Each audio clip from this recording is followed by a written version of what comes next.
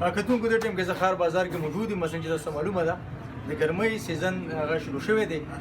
خلک د خپل کورونو دپاره دفترو دپاره فرجونه هغه شانته فریزر اخلي یا د ګرمۍ هغه څیزونه چې د ګرمۍ په موسم کې استعمالیږي. نو نورنځی په الکترانکس کراکري فرنیچر شوروم کې زه موجود یم، هغې اونر مو سره ولاړ دی. راحت صاحب ډېره مننه کوم ټایم یې راکړو. دی به راته ووایي چې رسه کالي سیزن څنګه روان دي شروع نه تاسو راوړي دي. السلام علیکم. وعلیکم السلام، مننه کوم سعید صاحب ستاسو او د باجوړ ټایم ډېره شکریه ستاسو د راتلو.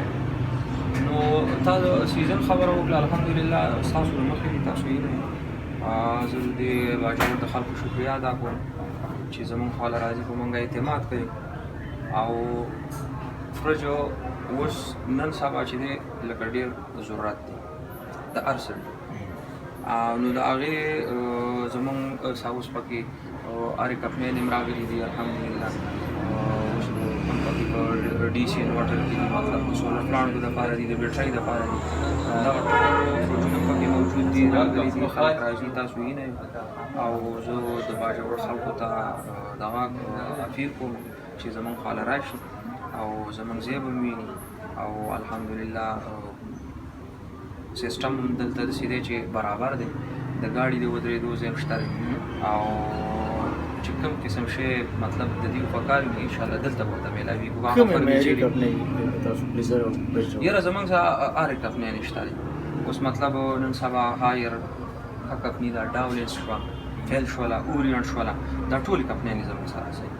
کتونکو تاسو راځئ واورېدل چې دی وایي چې سیزن دپاره موږ د اعلی معیار چې کوم فریج دی فریزر دی او د دا هم وایي چې دا واقعي ضرورت دی د کورونو. خو چونکې دې ټایم کې چې ګرمي شروع کېږي نو لږ غونډه کې نرخ کې ارزاني.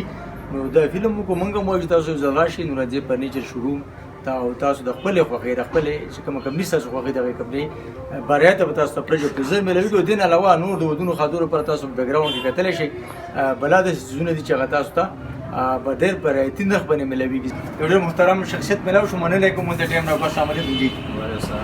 راته ووایه چې د کوم ځای یې او دلته راغلی څه دپاره یې بار بار راځي که نه راغلی؟ زموږ په پشد سلازو سره تعلق دی او هلته موږ هم د فرشونو د بیټریانو سلورو دې کار بار کوو.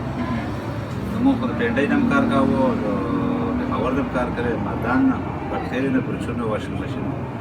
انشاءالله زه د دې څه موږ دا 2 کاله وشو چې کار کوو نو ډېر د خوشحاله وو او ریټ هم راله ښه راکوي او بل ښې کوالټۍ نه راکوي. بل موږ ته پسې مسالې راشي هم نو لکه بېرته کمپریسر کې یا جام نو لانجې توقع دا هم پکې نه وي.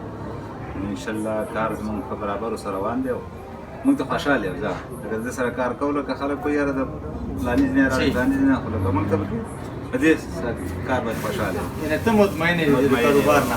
نرخ یې څنګه دی؟ نور د کاروبار اوسېدو تجربه څه نرخ یې ښه دی او بس لکه اخلاقمن هم دی. بس هغې دی بس ځکه چې موږ ډېره ځای له راځو ځان ته کاروبار کوو، د بل نه هم راوړلی او د سړي سم تعلقات ښه دي او ګاډۍ هم ثبتېږي.